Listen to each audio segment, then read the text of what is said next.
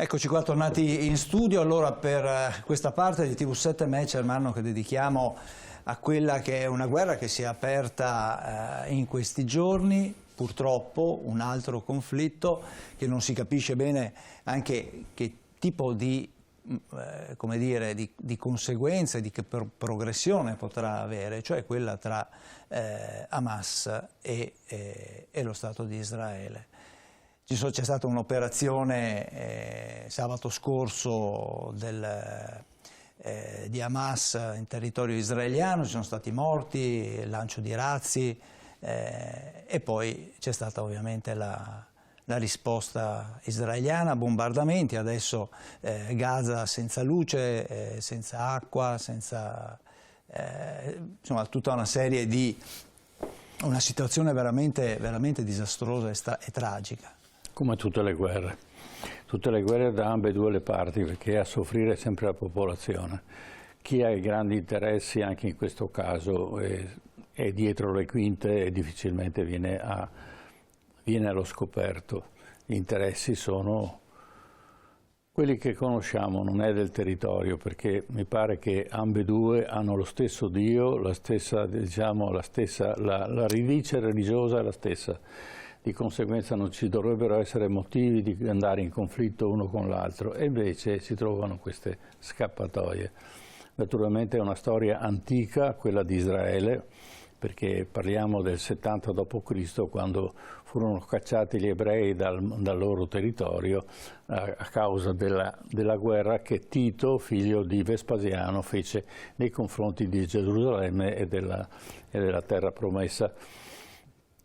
Questa ancora oggi pesa sulle persone, però naturalmente il tempo è cambiato, i diritti sono cambiati e di conseguenza è giusto che i palestinesi abbiano i loro diritti e li possano conservare ed è giusto anche che gli ebrei abbiano una loro terra dove poter vivere, visto che nei 2000 anni che sono passati la persecuzione degli ebrei dal 70 d.C., ma anche precedente, da parte dei romani, fu terribile e poi successivamente da parte anche dei cristiani. Questa guerra contro arabi e israeliani, peraltro è una cosa strana perché quando c'era l'impero ottomano gli ebrei venivano rispettati all'interno dell'impero.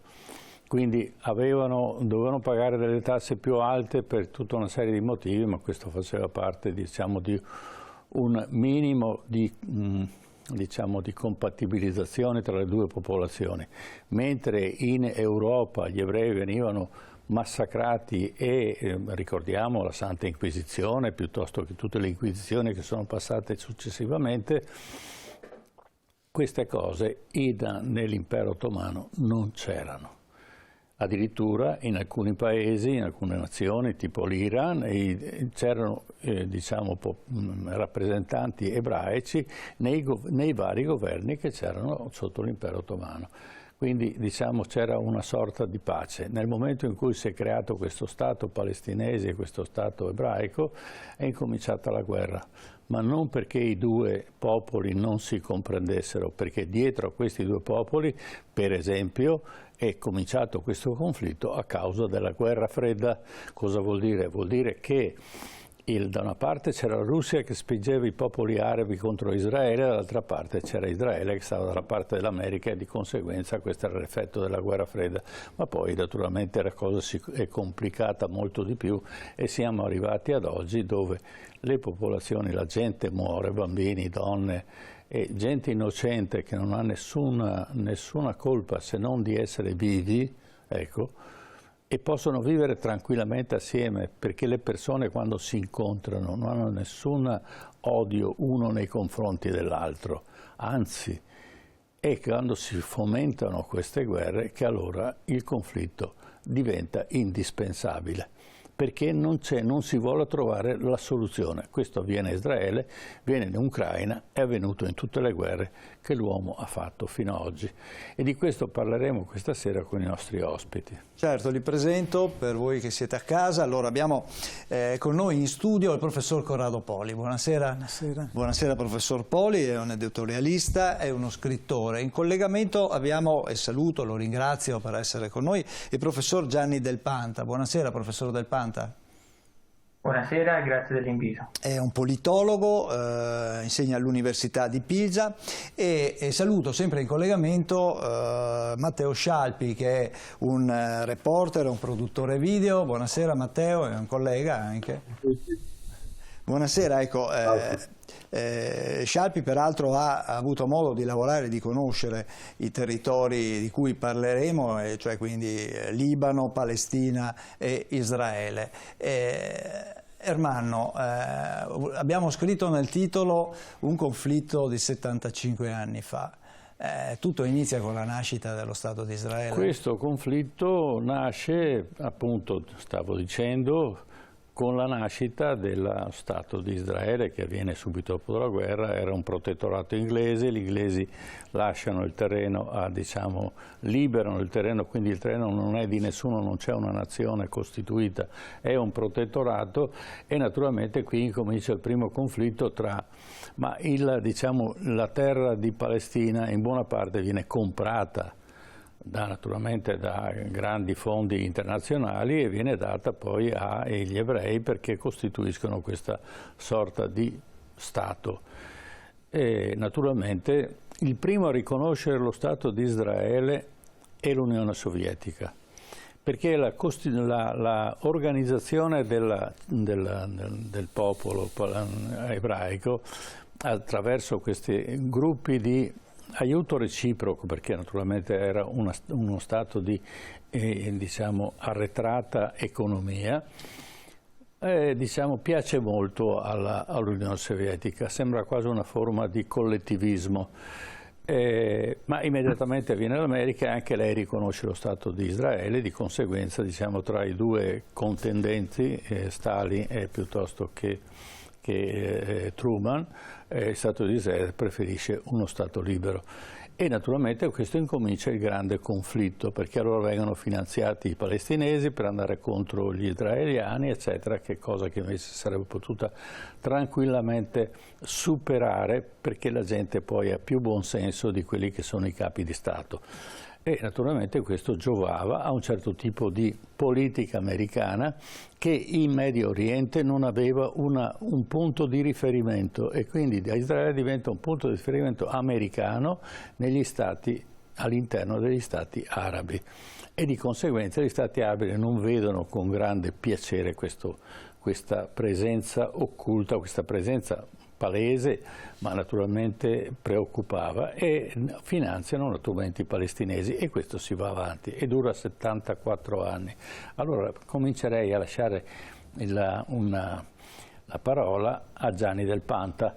Ci vuole raccontare un attimino come è nata questa rivoluzione, questa guerra sommersa, e in quante volte è emersa, per esempio nei 7 giorni, la guerra dei 6 giorni, piuttosto che la guerra tra Iran e Iraq, che c'era l'Iran che veniva finanziato dagli israeliani e l'Iraq che veniva finanziato dagli americani. Prego. Sì, grazie, proverò a essere abbastanza rapido perché ovviamente potremmo parlare per l'intera trasmissione.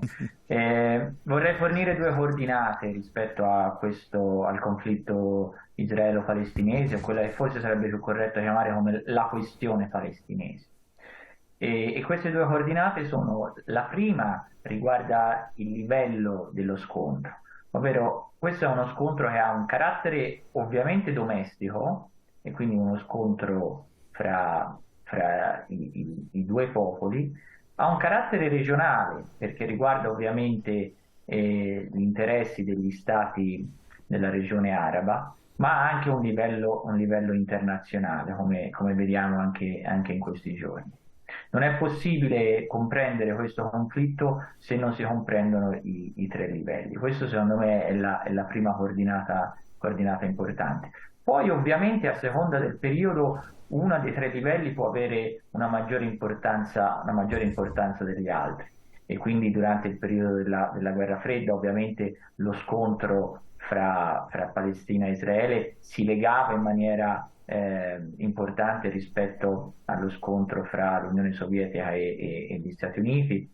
Nel periodo del nassirismo in Egitto la dinamica regionale aveva determinati connotati e così via. Però queste tre dimensioni sono sempre presenti e penso che sia abbastanza evidente anche oggi. La seconda coordinata invece è in un certo senso l'evoluzione di questo conflitto, dove secondo me possiamo individuare tre fasi. La prima è quella che va dal 1948 fino verso la fine degli anni 60. Qui ovviamente c'è la nascita dello Stato di Israele e c'è un tentativo palestinese di ottenere uno Stato indipendente soprattutto attraverso l'intervento degli altri stati arabi.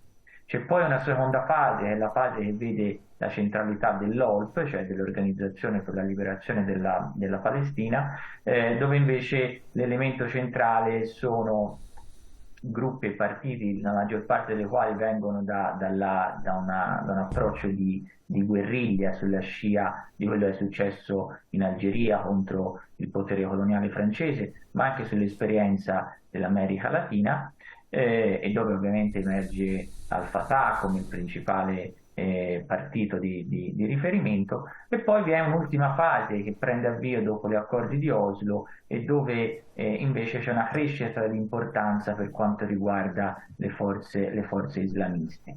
Questo non significa ovviamente che oggi ci sia esclusivamente Hamas e che tutto il movimento di liberazione per la Palestina sia rappresentato da Hamas. Però ovviamente introduce un elemento di discontinuità rispetto al passato, un elemento che magari dopo proviamo un attimo ad analizzare. Bene, Matteo Scialpi, la sua esperienza nel Medio Oriente qual è stata? La mia è cominciata quando è cominciata l'operazione Pace in Galilea.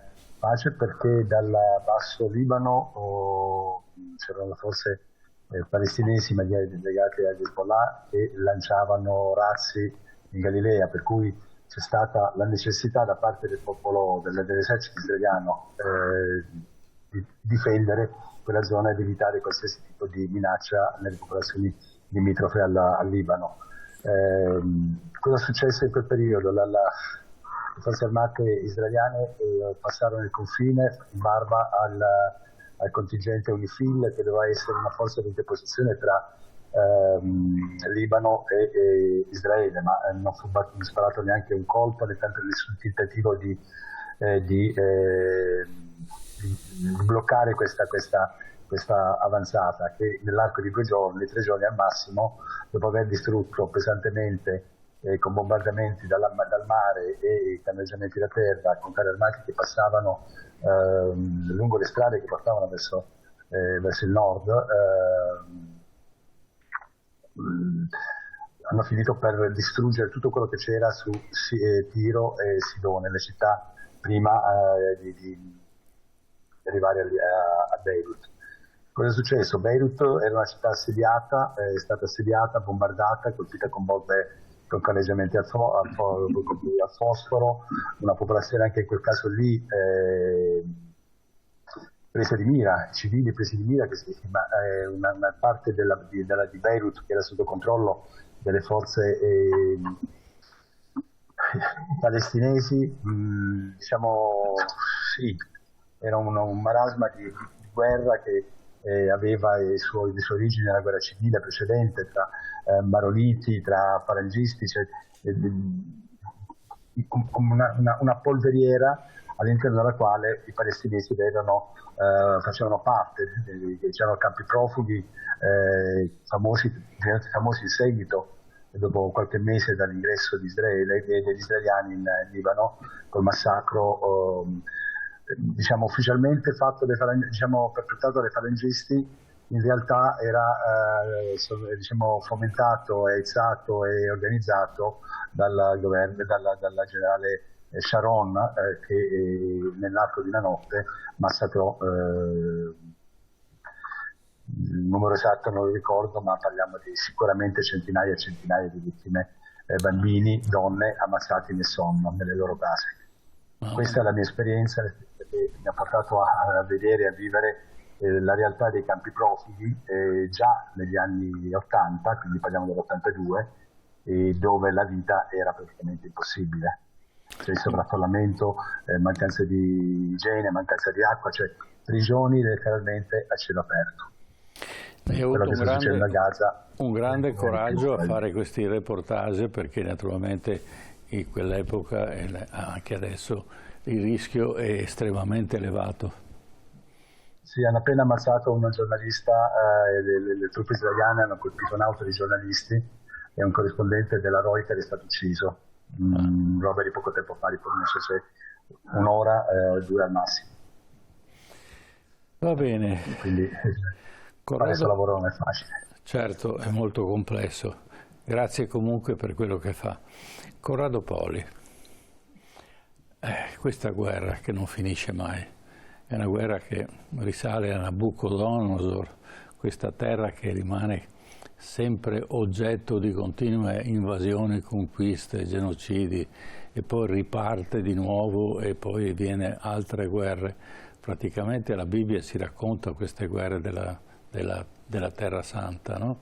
Ma continua ancora adesso. È possibile arrivare a una pace, ma una pace, visto che musulmani, cristiani, ebrei hanno lo stesso Dio, perché non si mettono d'accordo? E perché questo Dio non mette qualcosa in mezzo e li separa una volta per tutte? A me cercare di andare indietro nella storia, fare queste ricostruzioni storiche mi lascia molto perplesso, perché sono strumentali. Noi dobbiamo vedere la questione com'è adesso, certo, come il professor Dal Panta ha prima detto. Vediamo questi ultimi, ma non direi neanche negli ultimi 75 anni, vediamo cosa è successo negli ultimi 20, 30 anni, per capire le cose, perché andare a rivangare nel passato mi sembra una cosa sciocca e strumentale, cosa che comunque molti fanno, ma solamente allo scopo di ricercare diritti che non esistono più o fomentare l'odio. Per quanto io sono stato sempre molto sensibile a questa questione per motivi miei personali, familiari, e ho vissuto a lungo anche negli Stati Uniti in ambienti di religione ebraica e anche di tradizione, quindi posso dire che conosco certe sensibilità, certe situazioni, e conosco anche la grande apertura di molti ebrei verso un processo di pace e un processo anche di integrazione. Fatto sta che esistono anche interessi di poche persone probabilmente, che tendono invece a fomentare la guerra e a rifiutare soprattutto qualsiasi forma di dialogo. Questa è una cosa che mi rende molto triste, che mi ferisce profondamente. Nello stesso tempo, e quindi io vedo, sì, io sono anche uno studioso di geopolitica e ho fatto, ma io questa situazione la vedo dal punto di vista semplicemente emotivo.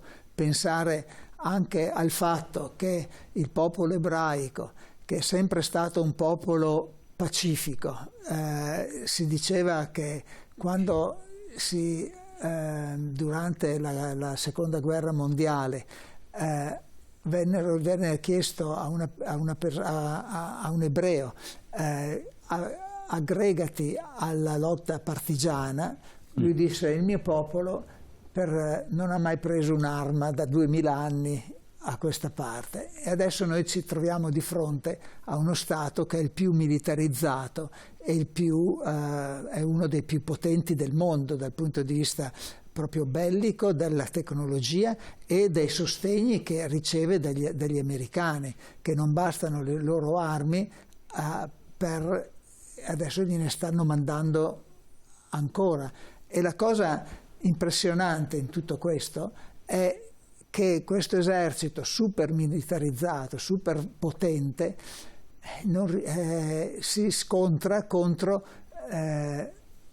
4 disperati che fanno degli attacchi sui tricicli, che non so se avete visto, che tagliano le barriere con la forbice e che dopo commettono dei gravi eccidi, delle crudeltà enormi, ma sono anche disperate, perché anche scontrarsi all'arma bianca e vedere il sangue vero e proprio rispetto a bombardare da un aereo da lontano, c'è una sproporzione enorme, una sproporzione nella reazione dello Stato di Israele. Già anni fa fu famosa la frase che Netanyahu pronunciò dicendo: faremo una ritorsione, una rappresaglia sproporzionata, disproportionated, disse chiaramente. E adesso praticamente stanno facendo la stessa cosa, una rappresaglia sproporzionata rispetto ai piccoli attacchi che vengono. Non dimentichiamo, tra l'altro, e questo cosa fa? Che in tutto il mondo, cioè, perché noi riceviamo una certa informazione, ma io sto seguendo le televisioni in inglese naturalmente, e qualcuna in francese, quelle che posso capire, perché quella araba non la conosco, ma seguo quella turca, per esempio, in lingua inglese, che prende molto posizione, diciamo, di simpatia, perché dà delle notizie abbastanza oggettive, ma di simpatia per la causa palestinese. Cioè, noi non ci rendiamo conto come noi in Occidente la nostra informazione è solamente una parte, tutto il resto del mondo sostiene i palestinesi, e se Israele sopravvive, è circondata da quest'odio e da questa violenza, è solamente grazie alla forza, solamente tra di noi. E io ho vissuto a lungo negli Stati Uniti in ambienti accademici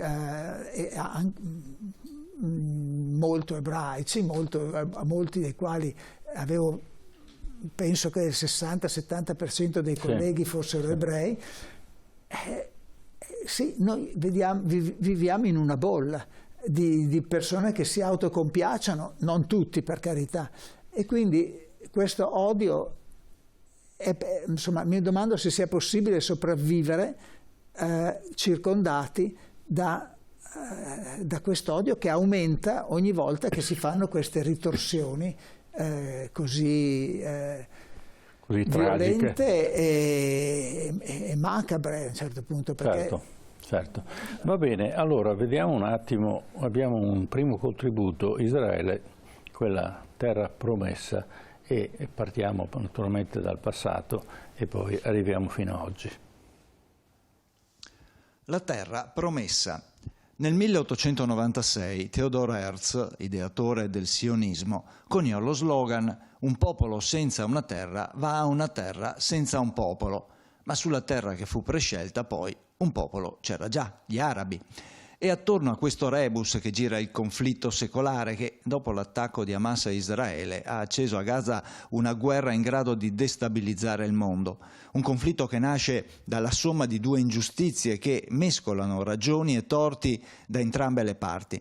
L'ultimo conflitto risale a 2000 anni fa, con la guerra di Roma contro Israele, condotta da Tito, figlio di Vespasiano, allo scopo di derubare il tesoro del Tempio di Re Salomone e poter finire la costruzione costruzione del Colosseo, iniziato da suo padre Vespasiano.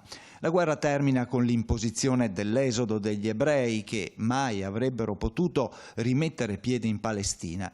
E così fu fino al 1945, 1900 anni più tardi. Nel frattempo la persecuzione ha colpito gli ebrei con massacri e repressioni culminate nel progetto nazista di eliminarli completamente con l'Olocausto. Un antisemitismo di cui la Chiesa Cattolica è stata l'unica responsabile, che durò per altrettanto tempo. Ci volle Papa Giovanni Paolo II, che nel viaggio a Gerusalemme del 2000 volle chiedere scusa ai fratelli maggiori dei cristiani per 20 secoli di persecuzione. Prima che l'odio razziale raggiungesse il suo apice, Herzl vide la soluzione del problema nel creare uno Stato ebraico nella terra promessa a cui Mosè aveva condotto il suo popolo secondo l'Antico Testamento. Lì, 1000 anni prima di Cristo, si era sviluppato il regno di Israele con re Davide e re Salomone. Da lì gli ebrei non se n'erano mai andati completamente, anche se erano una minoranza. Nel 1917 Lord Balfour, ministro degli esteri britannico, appoggiò l'idea di piantare un seme nazionale ebraico in Palestina, così come la chiamavano gli antichi romani, passata poi con il crollo dell'impero ottomano al Regno Unito. Con la dichiarazione di Balfour del 1917 si concretizzò l'intenzione di creare in Palestina uno Stato che potesse dare asilo non soltanto ai pochi ebrei di Palestina, che già vi abitavano da secoli, ma anche agli ebrei dispersi e perseguitati nelle altre nazioni.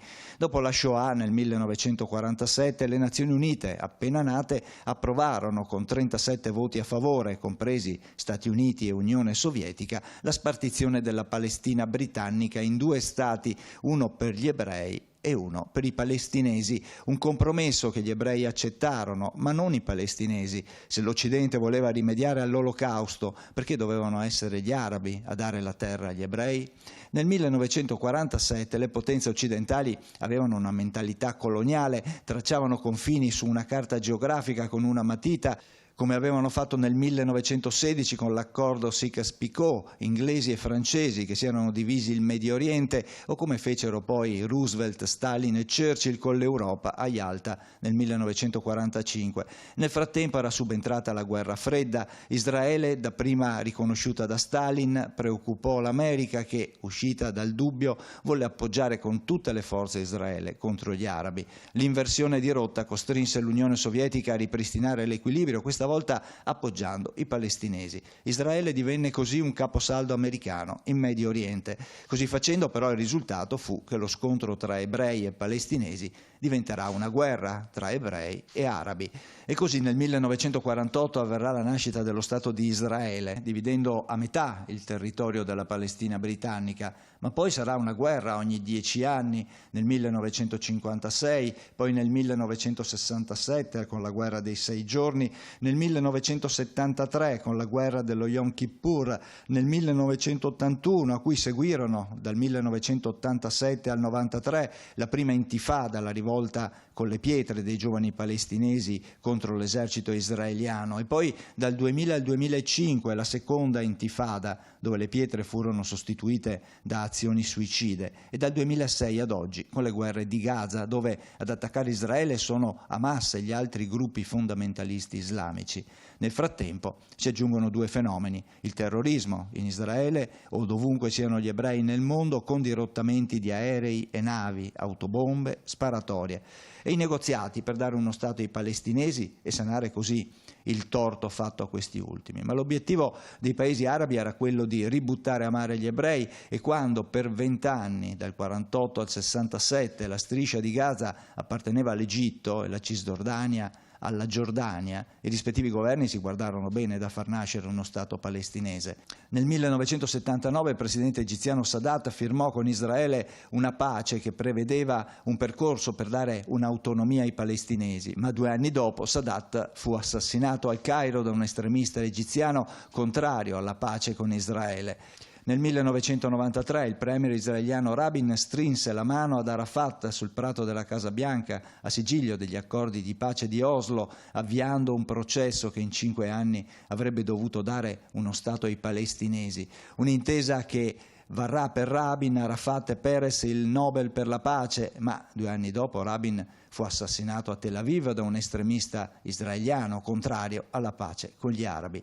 Nel 2000 il premier israeliano Ehud Barak offrì ad Arafat uno Stato palestinese in Cisgiordania e a Gaza, con Gerusalemme Est come capitale, ma Arafat rifiutò, impuntandosi sul diritto al ritorno, il rientro di 500.000 di palestinesi dai campi profughi del Medio Oriente nelle case che avevano in Israele prima della guerra del 48. Ma nel 2004 Arafat viene ucciso, viene avvelenato. Nel 2005 Israele si ritira completamente da Gaza e nel 2006 Hamas vince le elezioni legislative e prende il potere a Gaza.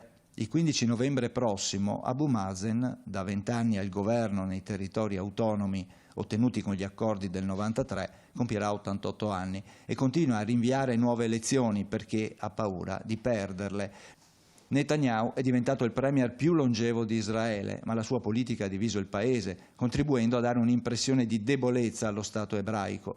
A 75 anni dalla nascita dello Stato di Israele, il conflitto Israele-palestinese A 75 anni dalla nascita dello Stato di Israele, il conflitto israeliano-palestinese dunque continua perché l'instabilità fa denaro, anche se la gente da ambo le parti muore. Ecco, abbiamo percorso un attimo la storia di Israele e dei palestinesi e quindi lascio la parola a Gianni Del Panta che può suggerirci: ci sarà possibilità di un conflitto ulteriore oppure a questo si agganceranno anche altri paesi, altri stati, oppure sarà una guerra solo tra palestinesi e israeliani? Prego. Sì, difficile da dire. Allo stato attuale non penso che ci sarà l'ingresso di altri paesi. Sostanzialmente la domanda è rivolta alla possibilità di ingresso di altri paesi arabi. Ovviamente questo fa eccezione rispetto possibilmente alla Siria e al Libano, dove l'elemento determinante è ovviamente la presenza di una forza politica che rappresenta una parte importante della popolazione, come spesso è chiamato uno Stato nello Stato, cioè Hezbollah. Tutti gli altri stati decisamente no, hanno portato avanti un processo di normalizzazione con Israele, però qui emerge un elemento interessante che abbiamo già visto oggi. Da quanto si vede sui social network, ci sono state importanti manifestazioni in alcune delle principali città egiziane, al Cairo, ad Alessandria, fuori dall'Azhar,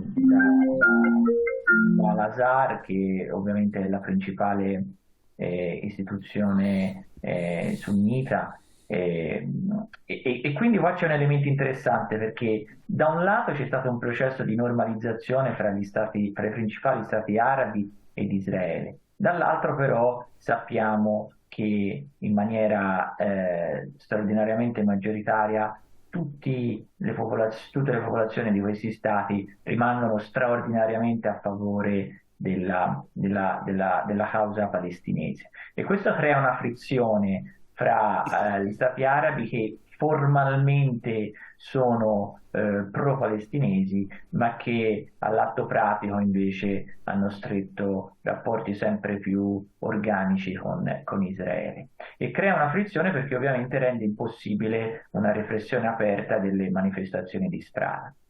Oggi lo abbiamo visto al Cairo e ad Alessandria, è qualcosa di assolutamente interessante rispetto al grado di repressione assoluta che il regime di Al-Sisi invece aveva mantenuto in passato rispetto a ogni tentativo di manifestazione.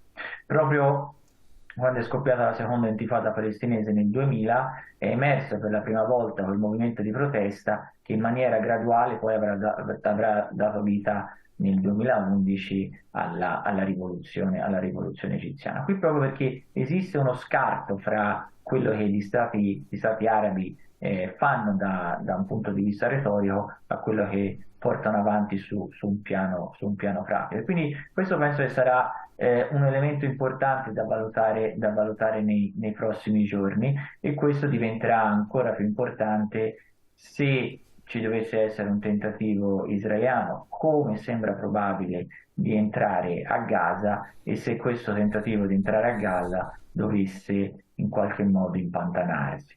Quindi secondo me questo è l'elemento più importante da valutare nei prossimi giorni, perché ovviamente il livello delle forze in campo è straordinariamente a favore di Israele. Però quando si entra nel territorio più densamente popolato del mondo, ci possono essere tutta una serie di fattori e di rischi che possono sfuggire alla pianificazione militare, e un impantanarsi dell'esercito israeliano nella striscia di Gaza potrebbe cambiare alcuni rapporti a livello internazionale, a livello regionale, perché come dicevo prima, a differenza di tutte le altre questioni nazionali, se noi pensiamo alla questione nazionale irlandese, se noi pensiamo alla questione nazionale curda, nessun'altra questione nazionale come quella palestinese ha una così importante presenza a livello regionale e a livello internazionale, e quindi anche in questo caso questi due livelli saranno importanti. Certo, ecco, volevo coinvolgere Matteo Scialpi in collegamento, perché ricordiamo che proprio poche ore fa c'è stato l'invito a lasciare Gaza. Le autorità israeliane hanno invitato appunto gli abitanti di Gaza di lasciare la città. Si tratterebbe di più di 1 milione di persone che dovrebbe spostarsi nell'arco di poco. Questo evidentemente alla vigilia di un'operazione che potrebbe essere veramente importante. Ecco, Matteo, che cosa potrebbe, che cosa dobbiamo aspettarci? Ma guarda, non so se mi sentite perché mi è saltata prima la connessione. Comunque sono d'accordo sull'incertezza dello sviluppo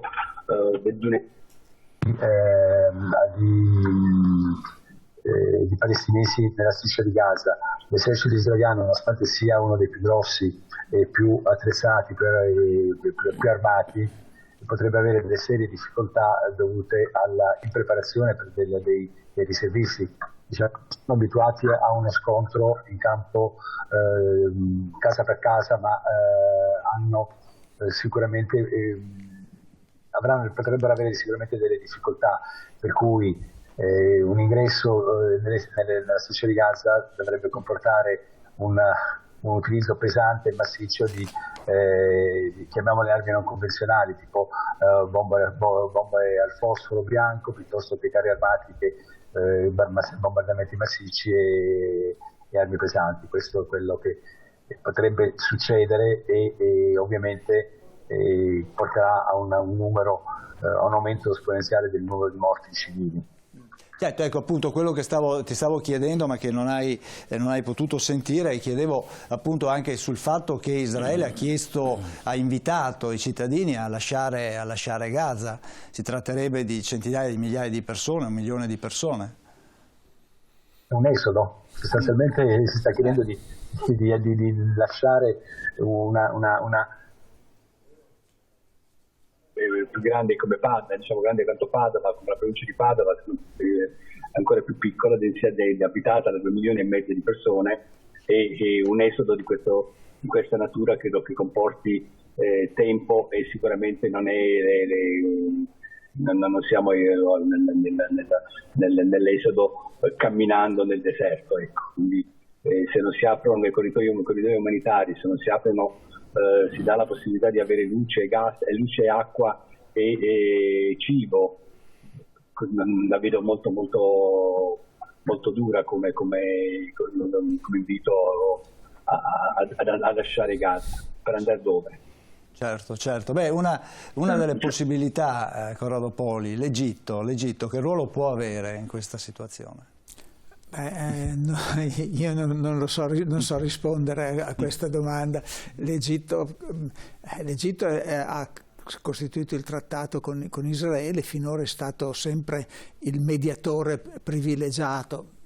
ma certamente spostare tutte queste, che poi si tratta di spostare a quello che leggo, sento sui giornali, sui telegiornali, di spostare 200.000 persone da Gaza Nord che vogliono radere il suolo, praticamente vogliono occupare, e tra l'altro appunto un ingresso della militare, ma io qui parlo come posso parlare al mercato, al bar, non voglio atteggiarmi io vi posso parlare con un po' di competenza della società israeliana, di quella palestinese, degli aspetti militari, a parte che secondo me gli aspetti militari non li sa nessuno per principio, né in Israele né in Ucraina né altrove, perché sono tenuti da segreto. Vedremo cosa succede. La crisi umanitaria è davanti agli occhi di tutti. Ecco, una cosa mi ha colpito, che dicevi proprio tu, era la questione della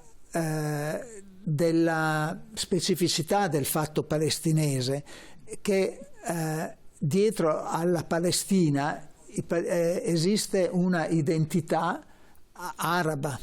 Quindi parlare di palestinesi non significa parlare solo di quel piccolo popolo come potrebbe essere la stessa Italia o la Svizzera o l'Austria. Si tratta di un'identità araba. La lingua araba, sia pure nelle sue diversità, si parla dal Marocco fino all'Iraq, quindi e fino allo Yemen, insomma è vastissima, ed è anche parlata da molti, in buona parte dell'Africa. Quindi esiste un'identità, e l'identità e la comunanza linguistica fa anche informazione, che consente una certa informazione, leggono e sentono le stesse parole. Di conseguenza la questione palestinese non è soltanto aggiungiamo alla questione palestinese la questione islamica, che si connette a una guerra di religione, che non è secondaria nel fomentare una identità e nel creare un'opinione pubblica, che alla fine è sempre fondamentale nella politica degli stati, perché anche gli stati più dittatoriali si devono basare sempre su un consenso che deve essere mantenuto. Quindi la questione palestinese sta diventando, ed è diventata, speriamo che sia un epigone del colonialismo occidentale, molto simile sotto certi aspetti, se noi pensiamo alla questione sudafricana, che alla fine è stata risolta. L'apartheid del Sudafrica è stato vinto. Ci sono ancora piccoli conflitti, la certo. Situazione non è certamente idilliaca, però lo Stato sudafricano, come potrebbe essere lo Stato palestinese, è diventato un paese multietnico in cui si è riusciti. Ecco, bisognerebbe trovare non soltanto un Mandela, che era un terrorista mandato all'ergastolo, e trovare da parte israeliana, da parte occidentale, perché Israele poi è un avamposto dell'Occidente, trovare un de Klerk, che era il leader sudafricano, che è riuscito a fare la pace a costituire una situazione di pace. Certo. Ma scusate se concludo, ma in quel caso del Sudafrica non dimentichiamo che ci fu il boicottaggio, ci fu una forte pressione verso questa soluzione da parte di tutti i paesi occidentali, cosa che non esiste adesso per la questione palestinese, dove addirittura proprio oggi sentivo, l'Europa ha delegato a Blinken, cioè ha perso, si è tolta qualsiasi sovranità, delegando a Blinken come se fosse Blinken il ministro degli esteri non solo degli Stati Uniti ma anche di tutta l'Europa, per trattare con Netanyahu. Certo. Con un leader, certo, di un paese piccolissimo. Certo. Insomma, siamo in una situazione veramente difficile da comprendere. Certo, certo, no, certo. La comprendiamo ma non la condividiamo. Ecco. Bene, allora riprenderemo questo argomento nelle prossime trasmissioni, perché purtroppo la guerra non finisce qua. Cercheremo anche di indagare qual è gli interessi degli stati che in questo momento si stanno affrontando nell'Ucraina, che potrebbero anche schierarsi in questo caso, perché naturalmente queste sono guerre che non nascono per caso, né per la volontà degli israeliani né per la volontà dei palestinesi, e di conseguenza gli interessi sono molto più alti e quindi difficilmente da individuare. Grazie del vostro intervento, certo, e saremo prossimamente con questo argomento. Certo, grazie allora al professor Corrado Poli in studio con noi, e grazie al professor Gianni Del Panta e al collega Matteo Scialpi in collegamento. Grazie per la disponibilità e ci rivedremo per una prossima volta. Per voi invece telespettatori a casa andiamo in pubblicità e poi torniamo con la parte storica della nostra trasmissione. Questa volta la dedichiamo, parleremo ancora di guerra, in particolare di una battaglia che è quella la battaglia di Lepanto. A tra poco.